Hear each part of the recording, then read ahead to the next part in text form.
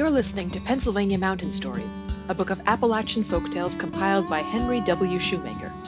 This book was published in 1911, and I'm afraid the language reflects the biases and prejudices of the time. The Black Wolf of Oak Valley. The last time I heard a wolf call on the mountain, said black-headed Bill Williams, was one night in the fall of '63, when I was home on a furlough from the army.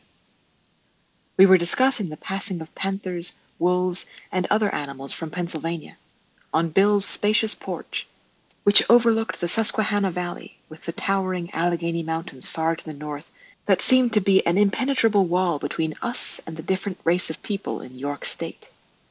On the porch, beside Bill and myself, sat a Methodist preacher in a baby chair 4 sizes too small for him, whose expression seemed to denote that he secretly disapproved of everything concerning Bill, except his wife's excellent chicken dinners.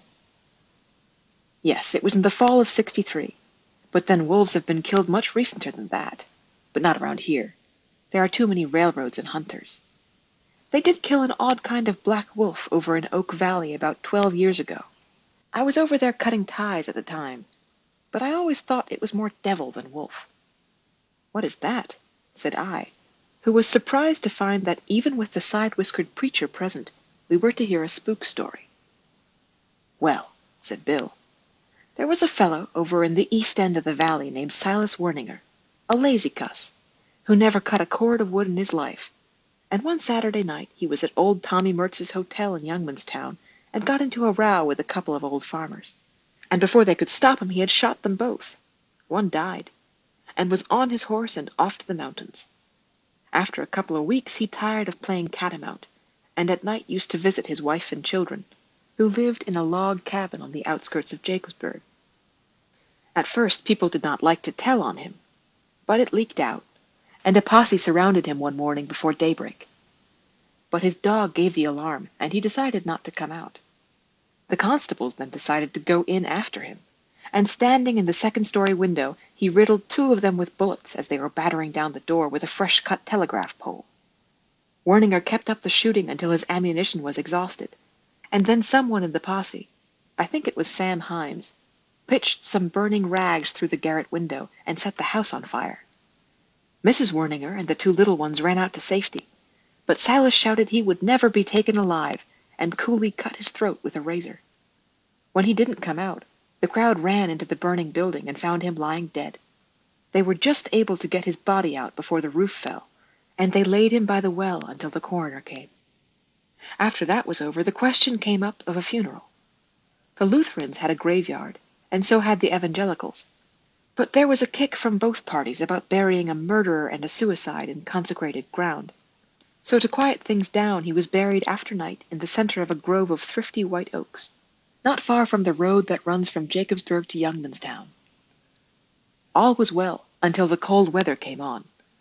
Then the children said they saw a big black shaggy dog hanging around the oak grove, and some young men who were looking for chestnuts one Sunday afternoon saw it and said it wasn't a dog at all, but a big black wolf.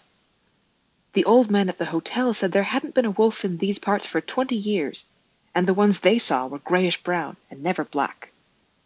Finally, old Ira Sloppy saw it. He had killed a lot of wolves in Clearfield County just after the war.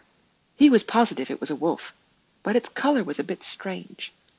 He chased it out of the grove, and hit it several times with stones, he said. He organized a hunting party, and 20 men, mostly young fellows, went out to kill the ugly beast. They found it in the grove, scampering in and out among the trees. Sometimes it would stop and paw the earth. It's there to dig up that murderer's body and eat it, said old Ira. Just when they had it surrounded, it darted between the legs of old Ira himself, and 20 muskets and rifles were fired after it as it disappeared into the brush. When the smoke cleared away, it was found that old Ira had been shot through the ankle, and is a cripple to this very day. That broke up the organized hunt, but several boys took their dogs to the grove, but they would not leave the high road, although their owners beat them soundly and repeatedly threw them over the fence. Women became so frightened they would not use the road, after several had fainted when they saw the monster darting in and out among the trees.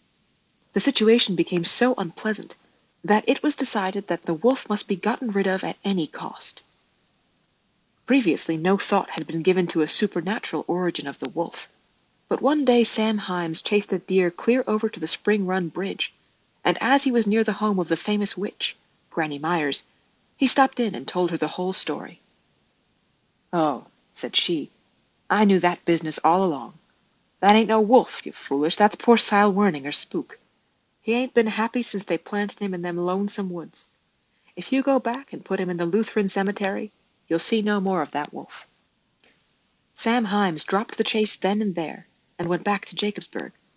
He got the ear of all, even poor crippled Ira Sloppy, at the hotel that night.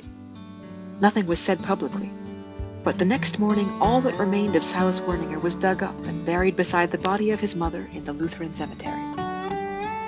That Saturday night, Sam Himes announced he had seen and killed the black wolf at the edge of the oak grove. For months afterwards, old Ira Sloppy would say to him in his knowing way, "When are you going to show me that wolf's scalp? And remember, you've got to give me half the bounty."